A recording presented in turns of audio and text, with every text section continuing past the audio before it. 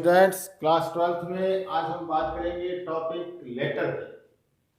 पिछले वीडियोस में हम जो टॉपिक फिनिश किया था हमने वो था हमारा एडवर्टाइजमेंट। ये हमारा कंप्लीट हो चुका है और लास्ट जो इसका था जो एडवर्टाइजमेंट का ब्राइड ग्रूम और ग्रूम वांटेड दोनों मैंने आपको बता दी। आज बात कर लेते हैं थोड़ा सा लेटर की। लेटर अब अच्छे से नाम से ही पता चलता है, लेटर का मतलब होता है पत्र। लेटर टू टाइप के होते हैं। इसके जो डिजाइन होता है, इसको जो लिखा जाता है, इसको जो डिस्क्राइब किया जाता है वो टू टाइप से किया जाता है। टू टाइप्स होते हैं। टू प्रकार कौन कौन से होते हैं? एक इसका होता है पहला फॉर्मल और दूसरा होता है आपका इनफॉर्मल। एक फॉर्मल होता है, एक इनफॉर्मल होता है।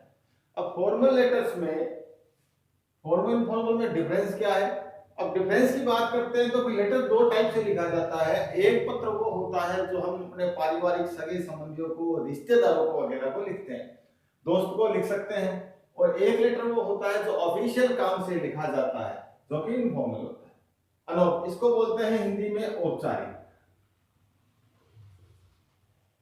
और इसको बोला जाता है अनौपचारिक। अब बात करते हैं लेटर की कितने टाइप्स के होते हैं। बता दिए फॉर्मल इनफॉर्मल की। अब फॉर्मल इनफॉर्मल में भी आगे लेटर्स का डिवाइडेशन होता है। एक लेटर तो वो हो गया जिसमें आप पारिवारिक लेटर्स लिखते हैं, जैसे फॉर्मल हो गया। एक लेटर हो गया आपका इनफॉर्मल। अब उसमें समस्याएं क्या है? इस लेटर को भी आगे 3-4 पार्ट में बांटा जाता है। कैसे? लेटर कंप्लेन भी हो सकता है, कंप्लेन लेटर भी होता है। सेकंड नंबर आपका बिजनेस लेटर भी होता है, आपका ऑफिशियल लेटर भी होता है,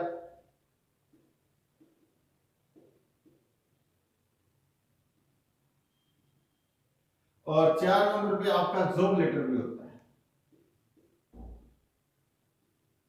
कंप्लेन लेटर शिकायत के लिए काम आता है।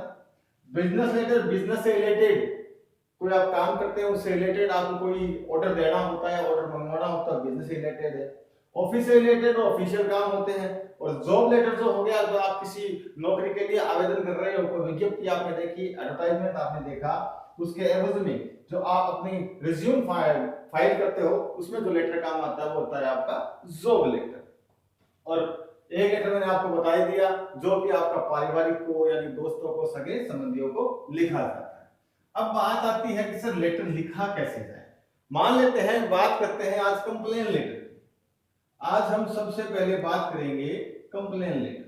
कंप्लेन यानी कि शिकायत, और शिकायत किसी भी प्रकार की हो सकती है।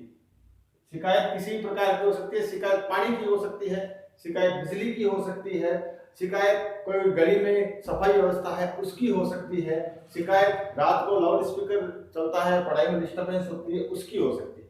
शिकायत लेटर यानी कंप्लेन लेटर में सबसे इंपॉर्टेंट बात ध्यान क्या रखनी है, वो ये कि कंप्लेन लेटर में हमेशा इंपॉर्टेंट जो चीज आती है वो होती है आपकी सब्जेक्ट। फर्स्ट ऑफ ऑल मैं आपको बताऊंगा, इसके बाद में हम बात करेंगे कि भाई इसका फॉर्मेट क्या होता है। जैसे बताया, कंप्लेन लेटर में सब्जेक्ट लिखा जाता है। सब्जेक्ट का मतलब होता है आपका विषय। विषय यानी कि जो लेटर आप लिख रहे हो, जो आप कंप्लेन कर रहे हो, वो कंप्लेन किस से रिलेटेड है, जिस चीज से रिलेटेड होती है, जिस काम से रिलेटेड होती है, वो हमेशा सब्जेक्ट के आगे लिखी जाती है। ये तो बात हुई फर्स्ट नंबर। सेकंड नंबर क्या होता है कि इसके अंदर डेट। सेकंड जो पॉइंट ध्यान रखा जाता है वो आता है आपके डेट का, कि डेट किस प्रकार से लिखी जाए। डेट अलग अलग टाइप से लिखते हैं। जैसे मान लीजिए 10 तारीख है, 10/4/2020। कई लोग ऐसे लिख देते हैं डेट, जो कि रूल के हिसाब से ये नियम गलत है। इस तरह से हम डेट बिल्कुल नहीं लिखेंगे। कई ऐसे लिख देते हैं, डॉट लगा देते हैं बीच में और उसको लिख देते हैं, तो ये भी डेट को लिखने का नियम रूल गलत है। आप डेट किस प्रकार से लिखेंगे? आपको डेट लिखनी है, पहले लिखना है आपको महीना। जैसे मान लीजिए मई चल रहा है तो आपने लिखा मई। इसके बाद में आप लिखिए डेट। डेट मान लीजिए 20 है तो आपने लिखा 20, फिर लगाएंगे कोमा। इसके बाद में जो भी ईयर है वो ईयर लगेंगे। एक्चुअल में एक और है कि पहले जब लेटर लिखा जाता था तो इस प्रकार इधर से कोई एड्रेस लिखता था, यहां पे एड्रेस लिखते थे, कुछ यहां एड्रेस लिखते थे, यानी कुछ बाईं तरफ लिखते थे, कुछ दाईं तरफ लिखते थे, लेकिन मोस्टली आज के समय में जो एड्रेस लिखा जाता है वो बाईं तरफ ही लिखा जाता है, नंबर 1। और नंबर 2, कई बार आपने देखा होगा हम कोई भी नाम लिखने के बाद में कोमा लगा देते हैं, जैसे टू के बाद में कोमा लगा दिया, तो ये कोमा भी यूजेबल कम हो गया है। कोमा का हम यूज मोस्टली वहां करते हैं जहां अति आवश्यक होता है, वरना हम कोमा का यूज नहीं करते हैं। और कंप्लेन लेटर, शिकायत में एक बात हो, कभी कभी डायरेक्ट क्वेश्चन आ जाता है, write a complain letter about the ban on loud speaker. तो आपको ये पता होना चाहिए कि लाउड स्पीकर पे अगर बैन लगवाना है तो आपका जो कंप्लेन लेटर होगा वो किसको लिखा जाएगा। अगर लेटर आ जाता है write a complain letter about the failure of the electricity, तो आपको ये पता होना चाहिए कंप्लेन लेटर जब लिखा जाता है बिजली को, बिजली से संबंधित, तो वो किसको लिखा जाएगा। पानी से संबंधित होगा वो किसको लिखा जाएगा। कभी कभी ऐसा होता है कि क्वेश्चन के अंदर लिखा हुआ आता है कि आप उस डिपार्टमेंट को पत्र लिखिए, लेकिन जब डिपार्टमेंट का नाम ना हो, डायरेक्ट क्वेश्चन दे दिया जाए, तो भी पता होना जरूरी है। जैसे इलेक्ट्रिसिटी होगा तो इलेक्ट्रिसिटी विभाग को जाएगा, पानी का होगा तो पीएचडी यानी कि जो वाटर वर्क्स का डिपार्टमेंट होगा उसको जाएगा।